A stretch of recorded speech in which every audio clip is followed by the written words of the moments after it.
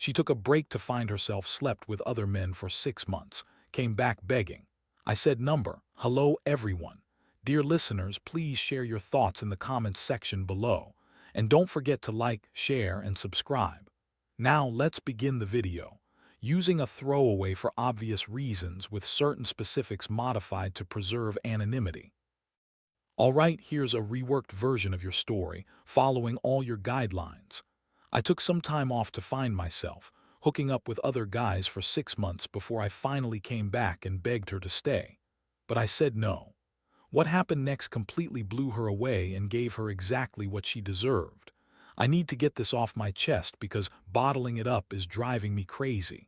5 years. That's how long I, 29-year-old Mike, spent building a life with someone who walked away for some bullshit journey of self-discovery. Her name's 27, and until about 6 months ago, I truly believed she was the one. We met when I was 24, just got promoted to assistant manager at a tech startup, and she was fresh out of nursing school, pulling brutal shifts at Denver Health. I remember thinking she was way out of my league, this stunning, compassionate woman who saves lives for a living, while I was just pushing papers and managing spreadsheets. Funny how that dynamic shifted over time. Headed to HL, I was making around $95, $0 as an office manager leading a team of over 20 people, while she was earning $72, $0, often complaining about burnout from the ER. Money was never really a big deal between us. I covered most of our bills so she could save up. I wanted us to build something real together. But 3 weeks ago, she came home after a particularly rough shift. A kid had died in the ER and she was visibly shaken. I held her as she cried, made her favorite dinner, ran her a bath, the usual stuff I'd done 100 times before. But this time, something felt different. She kept looking at me like she'd never seen me before. After her third glass of wine, she finally said, "I need to talk to you about something." Her voice was shaky. My gut knew before my brain did. You know that feeling when the room suddenly gets 10 degrees colder, when your body's ready to fight or run even though you're just sitting on your couch. I need a break. That moment hit harder than any punch I've ever taken. I asked her what she meant. Was it a breakup? Was there someone else? Did I do something wrong? She looked straight into my eyes and said, "It's not you." I almost laughed at but then she added, "I don't know who I am anymore. Between the hospital, us, everything, I've lost myself." She told me she needed time to figure out what Vanessa looks like outside of being someone's girlfriend or nurse. The suitcase by the door should have been my first clue. This wasn't a discussion, it was a notice. She'd already made up her mind. She packed her stuff, and it was clear I wasn't part of her new plan. I didn't beg, I couldn't. Pride wouldn't let me, even though every fiber in my body wanted to. Instead, I asked practical questions. How long, where she'd stay, what about our lease, what about us? She kept saying she just needed 6 months, planning to stay with a friend from nursing school in Aurora. She insisted it wasn't about anyone else, just her doing this for herself. That night she left with 2 suitcases and 5 years of my life. Left me alone in our 2-bedroom apartment in Capitol Hill, surrounded by her stuff. She didn't even bother to pack her scrubs from laundry, her coffee mug, or the hair ties scattered everywhere. I'm not a weak man. I manage a department, make tough decisions daily, even fire people when needed. But that first night alone, I sat on our bed feeling something inside me shatter. Not my heart, that's too poetic. It was something more basic, fundamental, like the operating system of my life just crashed without a backup. The next morning, I just did what I do best, compartmentalized everything and threw myself into work. I showed up early, stayed late, buried myself in projects. My team probably wondered why I suddenly became obsessive about every tiny detail, but nobody questioned the guy signing their reviews. It's been 3 weeks now. 3 weeks of coming home to an apartment that feels like a mausoleum of our relationship. 3 weeks of friends asking about her and me having to say she's taking some time for herself, while every night I obsessively checked her Instagram like some pathetic junkie. That's where things got weird.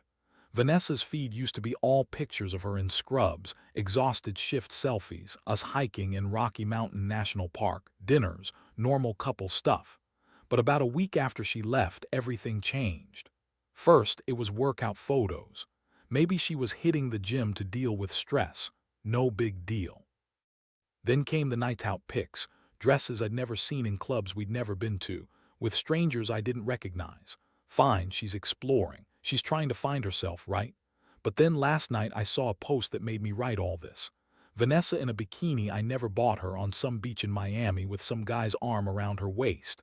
Caption: sometimes you gotta lose yourself to find yourself.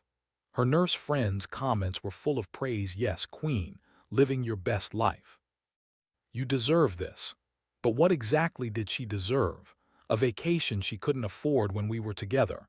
That bikini cost more than she used to spend in a month on groceries. I saw a bottle of champagne in the background, too. I know what finding yourself really means. It's code for F-ing around without guilt. She wanted to live some fantasy life she saw on social media, drinking, partying, hooking up, without the boring boyfriend who actually cared about planning a future. My buddies keep telling me to block her, move on, focus on myself. And I am. I crushed a major project presentation yesterday, heard rumors about a potential senior manager role opening soon, started hitting the gym at 5 a.m., and even cleared out her side of the closet, donating her clothes to Goodwill. But what's eating me alive? She's coming back. They always do. When her money's gone, when those random guys ignore her, she'll realize finding herself was just a fancy way of saying she screwed up, and she'll come knocking. When that happens, I need to be ready. Not to take her back, F that, but to remind her exactly what she threw away, to show her what she could have if she hadn't walked away from 5 years of love, stability, and growth. I'm not naturally vindictive, I swear. I build teams, solve problems, create solutions, but there's a side of me that's developing every day. Side that wants her to feel what I feel, what it's like to lose everything because of a reckless decision, to see that some breaks can't be fixed, some journeys just lead to dead ends. So for now, I'm focusing on me, but I keep watching, screenshotting, documenting everything. When this all blows up, which it will, I want receipts. She said she wanted to find herself, but she's going to lose everything else in the process. 3 months later, I posted an update. Honestly, I was blown away by the support I got. For those asking, here's what's happened in those 3 months. Vanessa's version of finding herself turned out to be a 27-year-old with the decision-making skills of a drunk frat kid and the spending habits of a lottery winner. Let me break it down. Month 1. The exploration phase. She moved from Aurora to a fancy loft downtown that probably costs her like $12K a month, more than I made in a year. Started posting gym selfies at that exclusive gym on 17th Street, where memberships are $200 monthly. New wardrobe that make a housewife jealous. Then came her Vegas trip with her squad, more booze, more partying while she played. The social media queen. Month 2, living my best life. Miami again, turning into a week-long party based on her stories. Scottsdale for some so-called wellness retreat that looked more like a pool party with Instagram models. She posted empowering quotes about growth and knowing her worth. Month 3, the cracks started showing. Her Instagram slowed down. Same few guys kept appearing in her stories. She went from high-end restaurants to bottle service at clubs that looked pretty trashy. Then she posted crying about how she's exhausted from her journey. But here's the thing. I knew she didn't have much savings, maybe $15K if she was lucky. I even made a spreadsheet, don't judge me. She'd blown through at least $25K in just 3 months. The math only adds up if those guys were secretly bankrolling her adventure. While she was out living like a trust fund princess, I was building my empire. Got that senior manager promotion I mentioned, 115K plus bonuses. Moved into a slick loft in Reno, bought that S5 I always wanted, and started casually dating again. Nothing serious. Just reminding myself that women like her don't have to ruin a relationship to find themselves. My Instagrams. All about my success. New car, new place, team dinners at fancy spots, weekend trips to Aspen. No thirst traps or motivational quotes, just real life. Meanwhile, the texts started coming in first from her friends. Hey, how are you doing? Vanessa mentioned you got promoted, congrats. Testing the waters, seeing if I was still hung up. Then came her accidental text, sorry. Meant to send this to someone else 3 times in 1 week. Around 2 a.m. but then last week, she really screwed up. Nurses are supposed to be professional, right? Well, when she started calling in sick to party in different states and posting proof on social media, turns out her supervisor follows her Instagram. She called me crying, saying, I think I'm going to lose my job, because HR was wanting to meet about her attendance. I told her to be honest with HR, take responsibility and handle it. But what I didn't say, that I'd already heard from some mutual friends that Denver's medical community is tiny. They knew she'd been missing shifts, was hungover at work, and had completely lost her fire for caring. That her compassionate nurse facade was gone, replaced by someone more interested in her. Next trip than saving lives. Turns out she's 2 months behind on rent, too. She threw away her financial security to find herself, and now she's paying for it. Meanwhile, I'm thriving. Our team just landed a major deal and my bonus looks like I hit the lottery. I've been working with a lawyer who's got her life together. She owns a condo, drives a Tesla she bought herself, and thinks taking a break from a guy is just high school stuff. And I kept everything, screenshots, stories, tagged photos of her with other guys, all her sick day posts from Miami or Vegas. Not because I'm bitter, that's a little true maybe, but because I knew this was going to happen. She's spiraling, it's just a matter of time before she shows up at my door. When she does, she'll see that some bridges once burnt are gone for good. They leave you stranded alone on an island of your own making. Keep tuned, fellas. The finale's coming and it's going to be epic. Then 6 weeks later, I posted an update. Brothers, the chickens have come home to roost, and it's ugly. I was wrong about her showing up at my door, she showed up at my office instead. Here, how it went. Tuesday, 2 p.m., I'm in a meeting with the CEO and some investors, talking big deals that could make or break everything. My assistant comes in saying Vanessa is waiting in the lobby, urgent. I excuse myself, promising it'll only take 5 minutes and step out. She looks rough, no homeless rough, but like she's been crying for days and stopped caring about her appearance. She's wearing old leggings, my hoodie, and her face is wiped out. She whisperingly said, we need to talk. I told her, then talk, checking my watch. You've got 4 minutes. She broke down in tears right there in the lobby. I let everyone see her, let them see what happens when you gamble with someone's heart and lose. She spilled her story about losing her job over attendance issues, getting evicted, maxing out her credit cards, and the married guy she hooked up with who now has a wife and is filing for divorce. The guy from Scottsdale. He only wanted her around to pay for bottle service. She kept saying she screwed up, that she just wanted to feel alive again. The hospital was suffocating her, she told me. We'd been stuck in a routine and she felt like she was drowning. So instead of swimming, she jumped ship, she said. And then she dropped her real bomb. I know you're doing well. I saw your promotion, your new place. Maybe we could try again. I've learned my lesson.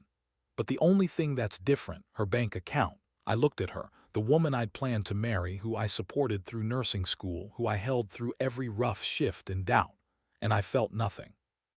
Not anger, not sadness, just cold clarity.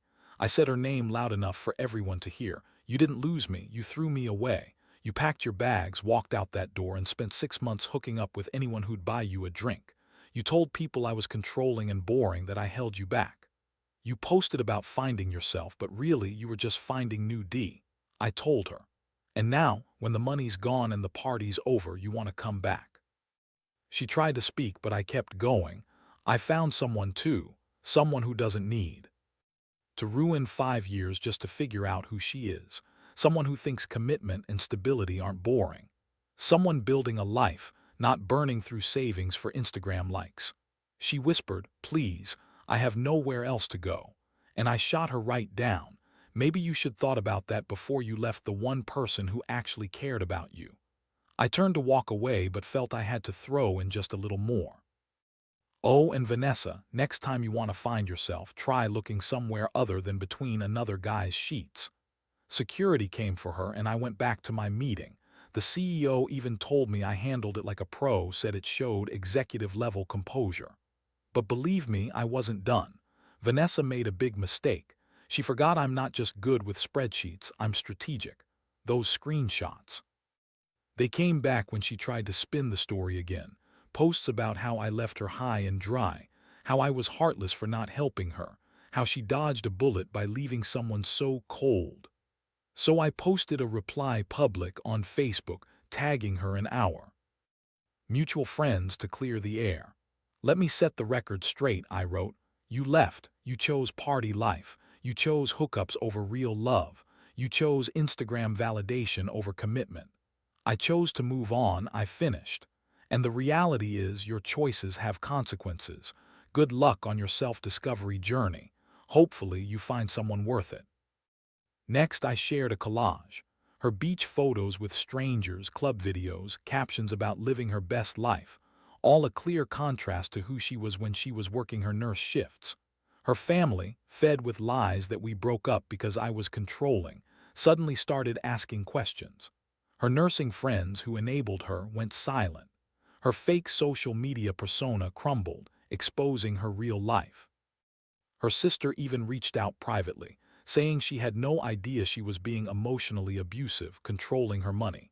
Her dad, old-school Filipino with strict values, cut her off, telling her she'd shamed the family. But the worst, the married guy from Miami. His wife found my post, connected the dots, and filed for divorce, adding Vanessa's name to the papers.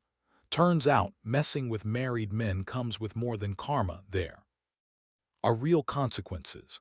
Last I heard, she moved back with her parents in Colorado Springs, jobless, broke, with no references or savings, just a handful of memories and regret. She gave up a man willing to give her everything for a 6-month drunken party that cost her everything. And me, I'm thriving.